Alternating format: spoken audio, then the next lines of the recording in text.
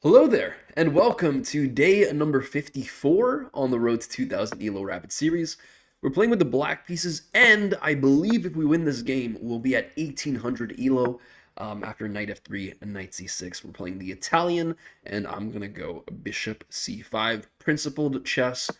Slightly boring, drawish chess, but let's see exactly how this plays out. We're not exactly grandmasters here. C3 preparing a d4, and here we can probably respond with knight f6. If this takes here is what I'm thinking. And so let's play this. We faced this a couple of times in the past, so this is okay. They're playing d3 instead. I wonder if I can already play knight g4 castles, and I don't see a good follow-up really. So maybe instead I'll just play d6. I can castle. I wonder if I can even play d5. D5 takes. There's no concrete idea with d5. Maybe I can reserve the right to play d5 later on because I know I want a castle. So I'll just castle now. And my opponent castles, and now I gotta think again. D5. D5 or D6? D6 is much more principled. D5 locks in my bishop. They can play probably like B4. My bishop goes back to B6. It's tricky. I should have first of all calculate whether or not this is something that's good for me. So here. Um, maybe something like rook here, adding pressure onto my pawn on e5, and then I have to play like f6 or queen e7. I can't play queen e7 because then bishop takes, so I'd have to play rook e8. Um, it's hard. It's hard to decide. Ideally, I'd love my knight on d4. It's not possible. Maybe I'll just play d6. Let's play a little calmly. Here. Bishop back up is fine for me right now. And they retreat their bishop. Interesting. Okay, not what I expected. It's going to be a slower game. Bishop g4 doesn't do anything because I can't add extra pressure to the knight. Maybe something like bishop e6 is not a bad move. Further preparing d5. I'm also thinking maybe a6 at some point to get some more room for my dark squared bishop so it can breathe a little bit. But it's not necessary right now because I always have bishop b6. Here takes. Actually, this might be a mistake by me, now that I think about it, because here takes. Okay, good. Whew, scary. All right, now I'm gonna play d5. We'll take a look at the analysis afterwards to see whether or not I'm right about that being a mistake. But I definitely want to relieve some tension in the middle here now that I can play d5 pretty confidently. Um, and let's see what my opponent decides to do. Expanding in the center. Also, folks, if you're not already subscribed to the channel, just a heads up, I am planning on making a video detailing what exactly I've done to improve my chess within the last couple of months since starting this series. If you're interested in something like that, please do consider subscribing to the channel. Would appreciate it a lot. Um, Pawn takes causes a lot of questions. Um, if knight takes first of all, wow, this is a complicated scenario. I wonder if I can just make a threat and go knight g4 and see how they respond to it. Are they threatening anything right now? If I play knight g4 and they try to attack my knight, I just take here. Let's play this because I feel like they're gonna have to defend. They're gonna have to play something like rook e2, which I think is a little slow. Also lets me play something like f6 maybe, which weakens my bishop. So it's a little tricky. It's a little tricky. They can go here as well. There's stuff I didn't consider. Complicated position for sure. I'm curious if I can play maybe d4. Yeah, a lot of stuff going on here. A lot of stuff, a lot of things. But yes. So I'm gonna be making a video when I hit 500 subscribers, uh, which might take months, but we'll see. Detailing exactly what I've worked on and how I worked on it, what resources I've used. in order to improve my chess. Hopefully, I will be able to gain 200 elo within 2 months. I started at 1600, so if we win today's game, most likely we will hit that milestone. Fingers crossed, and hopefully more. But this is a very, very complicated game right now. Very sharp game, I think. And that's typical of Italian structures. It's typical of Spanish Ruy Lopez structures as well. This is a more classical way of playing, where there's a lot of tension on the board. If you notice, none of our pieces or pawns have been traded off yet. So tension is probably the primary word to describe what's going on here. Okay, so now I'm thinking of maybe even playing d4. d4, I don't know how to feel about it. Here, there's probably knight takes, which is a little annoying. I don't want to allow that move. I'll play d4, and we'll see if it's any good. Obviously, if they kick out my knight, that's okay. I can just go knight back. My knight's not doing anything. It's not necessary on g4 as it stands. And if pawn takes, probably pawn takes. Also, bishop takes opens up my rook in the attack, which I like. It does weaken my king, though, but the queen can't really step here with a threat immediately. And I can just sidestep to king h8. So that's not too bad. I'm also starting my over-the-board tournament today. I'll be playing in the Singapore International Open today, which is super exciting. So if you want to check that out, I'll be streaming these games live on Twitch. Wow. Okay, really, really not trading anything off here, huh? Okay. Where do I want to improve my pieces? My knight right now is not really doing anything. I'm wondering if I can play like f6 and knight e7 and knight g6 and start bringing my pieces onto the other side of the board. Maybe it doesn't hurt to throw in a3 or something, just making space for my bishop. My bishop's not in any threat right now. Am I missing any ideas tactically? Knight here forces bishop back. Doesn't really do much though. I'm wondering if I can get to this. That's a big question. Perhaps I can try to get my queen onto h4. That could be interesting, but how do I do that? Let's start by rerouting our knight. The problem with rerouting my knight like this right now is that they can play here, and after I move, they can take this pawn. So I'm going to start by playing f6, even though it does close off my queen. Now here, a knight h6 is not looking great. I don't know. This is getting a little bit complicated. Notice that my pawn on f7 anchored my bishop, and now my bishop is hanging, but I realize also that their pawn on c4 cannot step forward and open up these bishops to each other. So we're fine here. Okay. Very, very slow and steady chess here. I'm going to go queen e8. We're going to try to reroute our queen onto this side. I'm going to have to play a little bit faster, too. So he's going to go knight g3, I assume, or maybe just adding extra defense to h2. Very solid way of playing, if unspectacular. Yeah, okay. If queen here, then knight here is a little annoying.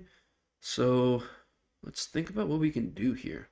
Maybe I have to force like some sort of pawn break. It's a fun way to play.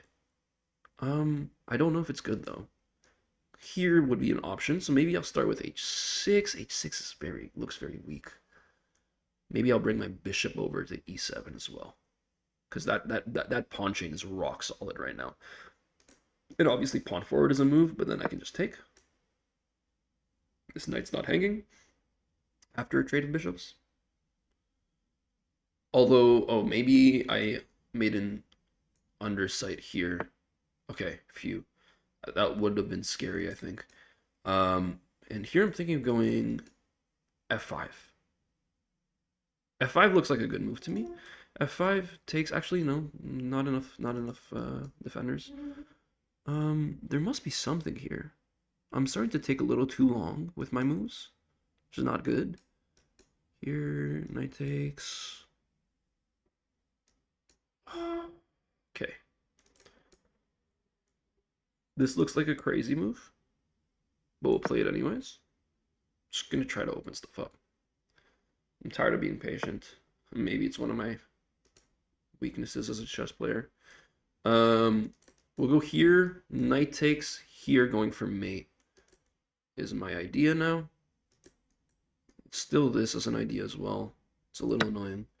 Knight takes here.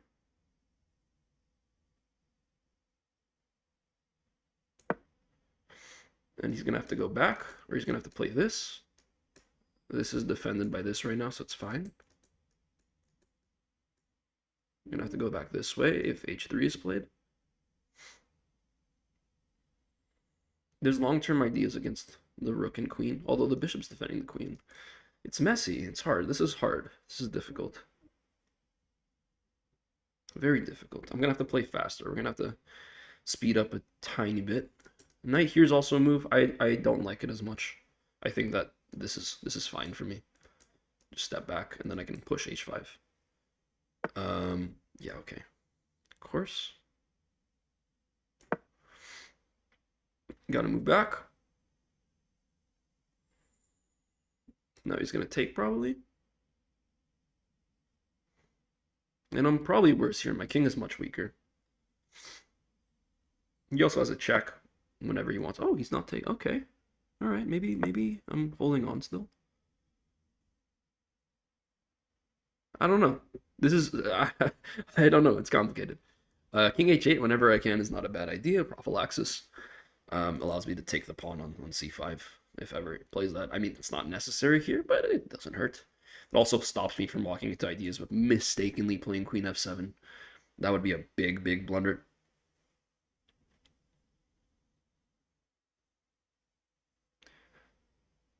I'm probably going to try to play f5 at some point. Okay, well, now we'll go knight back. I don't know what's the idea here. I mean, they can double my pawns, but I don't really care too much about this knight. I mean, about doubled pawns here.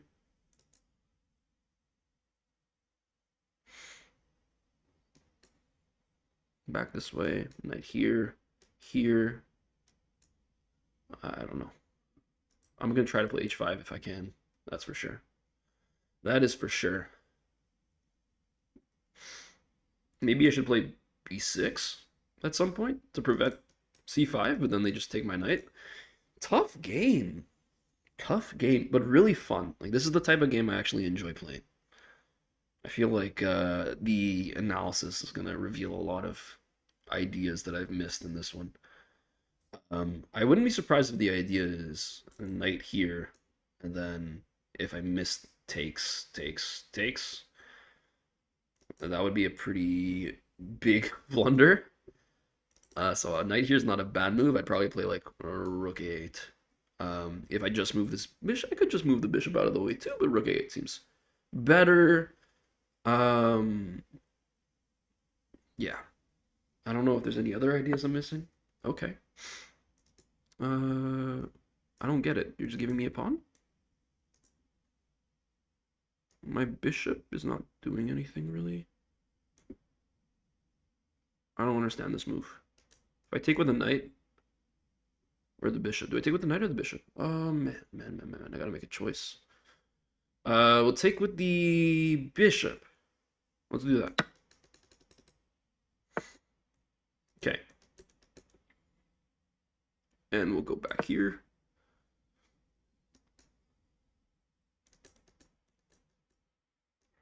Oh, wait, I messed up.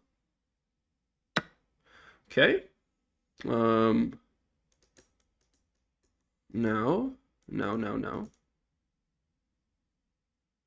Let's go 97.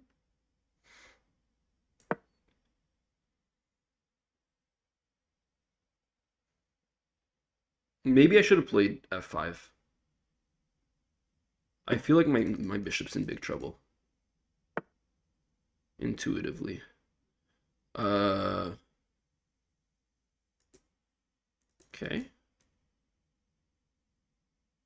Let's go rook e8. I can't.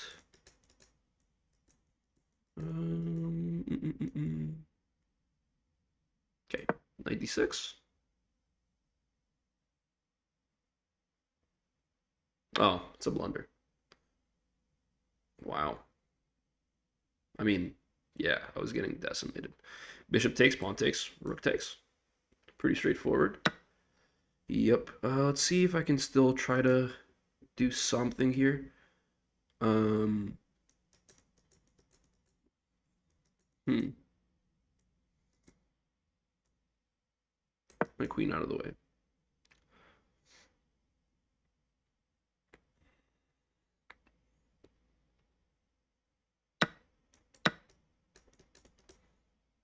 Okay. Time to try to flag. If I can trap his rook in, that's not a bad idea. Let's go queen d8.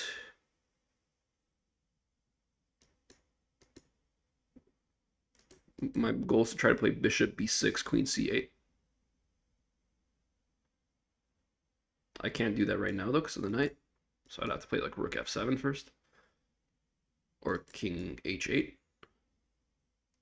If he checks, it helps me, I guess. Play what my idea. I unfortunately don't have too much time to think about it very hard. Okay, so here would lose, so I gotta go king h8 first.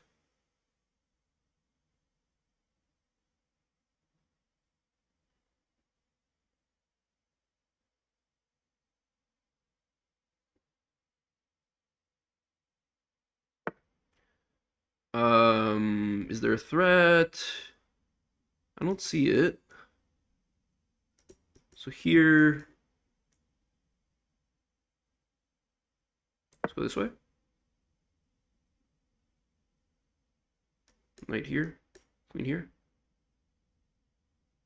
I don't know. I don't know. This game is probably lost. Bishop here is still bishop here. I mean, I should have played this first. Probably. Bishop here is still annoying. Okay.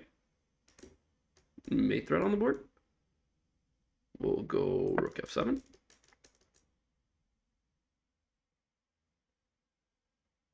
Oh, that's such a nice move.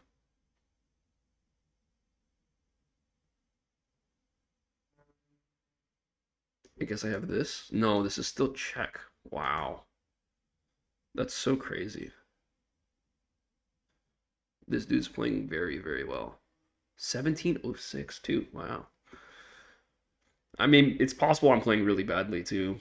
The opening was a very equal one, and I played some weird moves. I think I played a little too aggressive and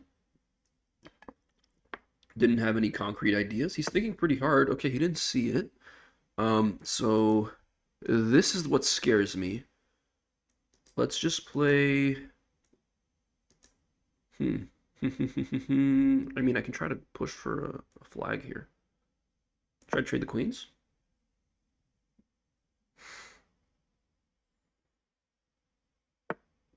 Okay. Let's go this way.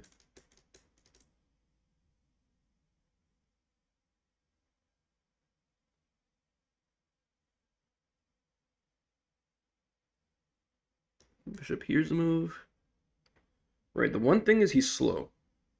So, I mean, the longer time goes on, the more flagging becomes a possibility, which is definitely a good thing in my book. This also lets me play this, which stays super solid. And as long as I don't get mated, I have good chances here.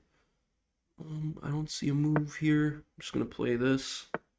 I'm going to trap in the rook. We're going to try to trade the rooks. Yep. Okay.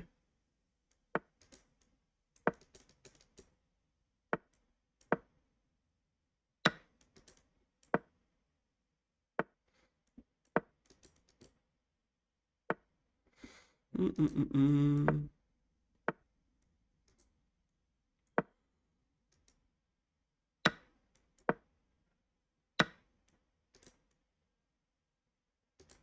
Okay.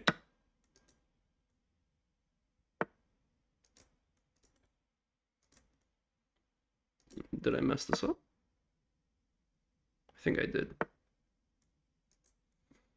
Mm.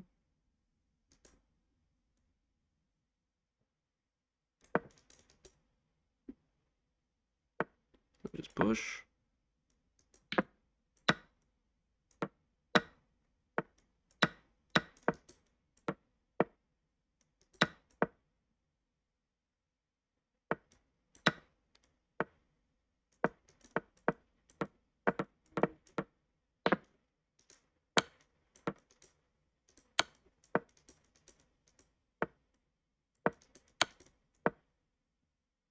Wow, I'm gonna flag him.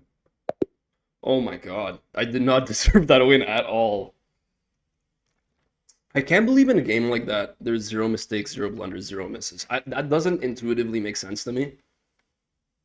We'll take a look at, yeah, he had mate in one. I feel like I even saw it. He just brought the queen up with check on the pawn.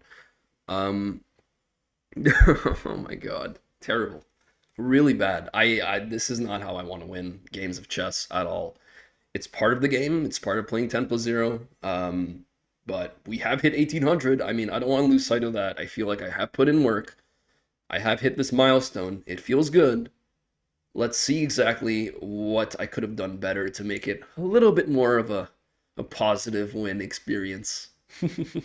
So in this game, we started with e4, e5, knight f3, knight c6, bishop c4, bishop c5, the Italian opening, and specifically the Gyoko piano game after I go bishop c5 here, and after c3 by my opponent, I play knight f6, and this is all main line. I'm used to people trying to play d4 right away. Um, I think. I'm maybe I'm mistaken. I don't know. But anyways, this is all mainline stuff. Here they play d3, which continues the main line, and I castle. And after castles as well, these are all book moves. Okay, a lot of this is book moves. And I make the first decision of the game that can be pretty committal because they have the opportunity to trade light squared bishops on e6 after I play bishop e6. My opponent doesn't want this, and instead it goes a knight d2, maintaining some tension, and I play a d5 now that my pawn is supported by 3 pieces. And here, my opponent just goes rook e1, acknowledging the fact that by taking a pawn, I'm not really threatening anything just yet. Apparently, I should have gone d takes e4. So d takes e4, I was thinking knight takes here, and I didn't really see anything concrete. Knight takes, pawn takes, let's say queen takes, for example, rook takes. Yeah, I mean, this is a good way to go into a fully equal endgame. I guess you could have the doubled pawns with the at the expense of an open rook. But here I would just probably play like, what would I play here? A5 is an interesting move, limiting the options of the rook. That's not a bad idea, actually. I should incorporate some of that in my game. Also preventing this. Cool. Okay.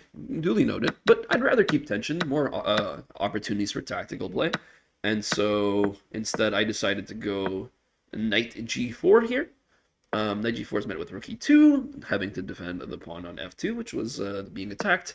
And then d4. And this is my idea to open up the center and try to create some expansion into black's territory, into white's territory, also offering the trade of bishops once again. That's something to keep an eye on in the future. And here, my opponent makes a mistake of going c4, and apparently the best way to play in this position is realizing this pawn is going to be forever a weakness in my opponent's position, while my pawns look pretty solid. Oh, why don't I just step my knight right back and rebuild my position? So knight f6, for example, and then what does my opponent do? It's hard to find moves. Like bishop a4 seems silly, because I guess why would you just move your bishop like 3 times or 4 times in the opening? But I mean, here it makes sense because it's not going to ever do anything on b3. So let's say you do this, and let's say I just play, I don't know, anything. So just continue rerouting my knight. Yeah, I mean, white doesn't have a lot of options, really. And black can try to play f5. Black can try to play knight b6, threatening the bishop. Black can try to bring their queen in. Like, black has a lot more space to work with, and white is really limited by their own pawn structure and the placement of their pieces. One thing I learned, generally speaking, is to evaluate positions early on in the game or in the middle game. Look at all your own pieces and what they're actively doing. This queen is all the way in the back. This rook is just stuck here doing nothing, essentially. This bishop's completely blocked in. This rook's completely blocked in. While for me, I mean, my pieces are all developed. Even this knight is developed and can slide into here. For example, my queen can slide in here. My rooks can easily be connected. You have to give white quite a few moves to be able to get their pieces in a position where they actually want to be in. And yeah, it's not a great spot for white. So I should have just realized that and played patiently. Instead, I played this f6 move, which cuts off my knight from the square it wants to go to. And here already, white can now take the time to fix their pieces, and I just play very, very, very slowly here, um, allowing h3 would have been great, by the way, and I completely missed h3. This is something I should be seeing, that if h3, yes, I saw my knight has a square, but then takes, and then my king is just weak forever, and it's not good. So yeah, my opponent didn't play h3, luckily for me, and I still allowed it here, and they didn't play it again, and then I eventually stopped it. Yeah, I played g5 to blunt this bishop because this bishop was really annoying to me. And then they played knight f5, which is a really good move. You always want to look for outposts, especially with your knights. So typically your minor pieces can be on outposts, but your knights especially are so annoying there. Look at the constrained space my pieces have. My bishop's forever pressured. My queen is limited in its options. My king is closed off. Like, it can't go here. I can't have pieces go here or here. And my knight, for example, can never step back to h6. So this threatens to trap my knight, which means that I gotta take. I have no choice. And after a knight takes back, then I gotta play queen h5 because I need to protect this h6 square so that my knight has space to work with. Tricky stuff. And after h3 is played, attacking my knight, I go backwards. And here, probably, my opponent should have just allowed this tension to be held and played something like, wow, rook e1? Rook e1 is a good move. That's a hard move. I mean, I have to play queen g6, it's forced. But, I mean, this does not look pleasant for me at all. c5 now. Oh, this is gonna get messy. And now g4. I'm just solidifying this knight completely. I assume I have to take. Yeah, yeah. And then g takes. Really, I thought it was gonna be e takes. E takes opens up the rook. No. Okay, well, g takes is better. I don't know why just yet. I'm trying to think. Okay, where do I go? Queen g7. I would have probably played queen h6 because it comes with a threat. H4. H4? Yeah, I'm taking that. Oh my god. So the idea is you can just play king g2 and reroute your rook to h1 because this queen's not going to do anything. That's insane. Okay, no, that's crazy. Yeah, I mean, yeah, that I need time to think about something like that for sure. Going down those lines. Wow. Cool stuff though. I mean, I actually got the opportunity to attend a masterclass from Grandmaster David Howell yesterday. I'm in Singapore. The World Chess Championships happening. There's a lot of events going on, and so GM Howell, I'll call him David, made reference to the concept of calculation being a lot easier whenever you're considering forcing moves. And that's definitely something I intend to apply to my game quite a bit. I feel like I typically do a pretty good job of that, but I don't always think about it. And this all started, well, earlier on there was h3 being a forcing move.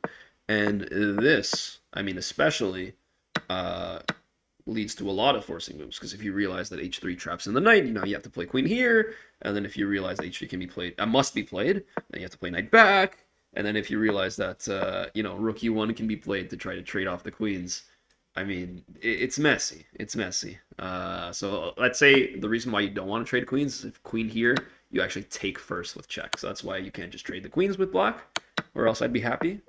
But very cool stuff. Anyways, so here's what happened. Didn't take, step back.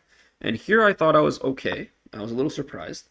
And I got out of the trouble with the knight. Apparently I should have not done this move. It closes in my queen and my king quite substantially. And they can just go knight f5 right back again. Which they don't do, to be fair.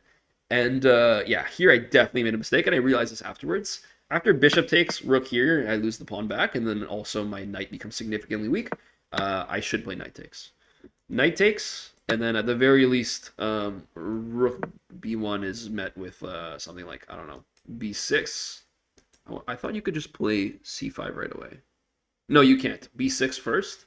C5 right away locks into the same problem. We're here, and then they take. So B6 first. If they still try to go for this, then your pawn is defended now, so you can just step back anywhere. Sure. You can step back anywhere. This pawn's not weak anymore, and yeah, and then you can also just play c5 whenever, and your pawn chain is so solid. Although it does close in your dark squared bishop, so that to keep in mind as well. But here, yeah, I messed up, and then I messed up even more. I mean, already losing completely here. This is really bad for me. I'm supposed to go knight fd8 or knight c. I mean, I'd play probably this. Actually, this is a better move. This is a better move. And then bishop takes, knight takes, queen a4. Wow. Wow. Sorry, I don't usually try to dig too deep into these lines, but I am trying to understand some stuff here. The idea is that this knight is not protected anymore, and you probably have to play something that moves the knight away with tempo. This attacks the rook. Apparently you just take. You don't care. Because after knight takes back, you take this pawn. Oh no, you check. Oh, you win the piece back. Oh wow. Yeah, calculation. I'm excited to play over the board because my tournament is going to be a classical tournament, 90 plus 30, so I'm going to have a lot of time to think, go through these lines. So I'm really excited to see if I'm able to do that efficiently and effectively. And yeah, I mean, this was a really nice move. My opponent was destroying me here. Bishop a3, and my knight is completely trapped. No squares. Well, okay, I guess there's this square. There's this square, but then I lose my rook. Which I guess is not all too bad, all things considered. Yeah, is that the best move? No, it's not. Here, I lose my rook. King here. And then you double the rooks. Okay, I mean, yeah, this is terrible for me. So instead I just like, okay, you know what? I'm gonna try to intercept with my knight. This doesn't work for a couple of reasons. The main one is you can just take. The main one is you can just take. Pawn takes back leads to you losing the piece anyways. So I didn't take back, which I probably should have done. Played this instead. It's all the same. I just lose an extra pawn here. But they decide to go for my knight. And yeah, I mean, I realized here that I was completely losing, but my opponent took very long to find some moves, and I defended the threats pretty well, realizing whenever there was possibilities for mating on the board. It says I can just oh, take on f5. Yeah, I'm not taking on f5. That's silly. So rook here, stopping checkmate on g7. And yeah, I just tried to trade the queens and see if I could ease some tension a little bit. Bishop played to b3, attacking my rook. I move my rook out of the way, and then we trade the queens. And then I step back with a bishop, locking in the rook. But obviously it can trade.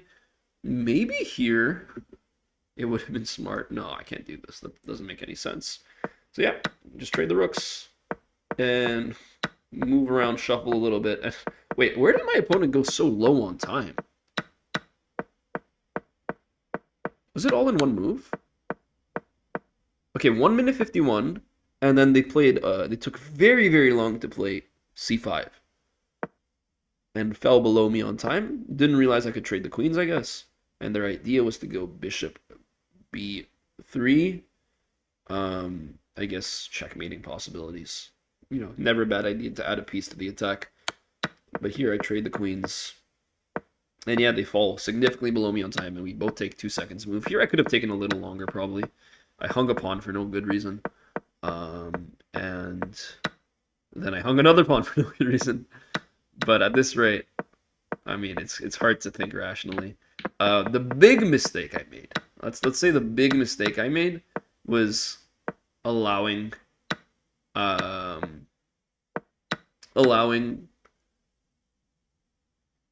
bishop e6 followed by rook c2.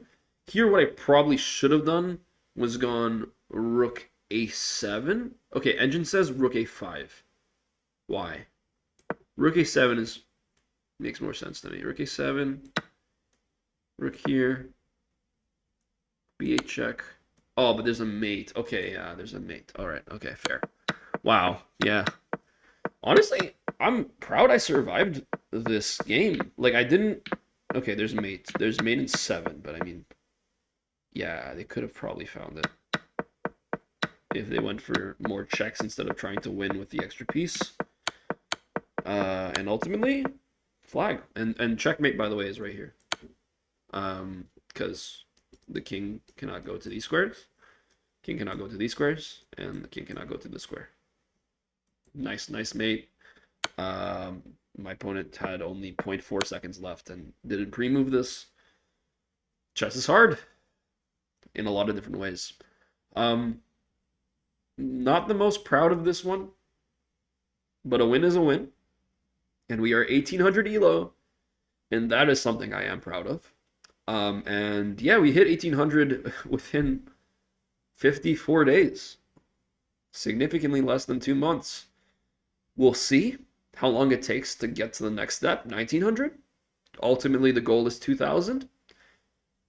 I don't know how realistic it'll be to try to hit 2000 by around summer next year. That's my hope. So about 6-7 months from now, we'll see what rating I'm at. But all I know is right now I'm very happy to be 1800. If you are interested in a video detailing how exactly I went about preparing, studying, and just changing the way I play the game in order to go from 1600 to 1800 in less than 2 months, I'm planning on making a video for this, which I will upload once I hit 500 subscribers on YouTube. So if you're not subbed already, please do consider subscribing. It helps me a ton, and it helps me deliver some content for you, and hopefully some more varied content in the future, and not just these daily rapid games.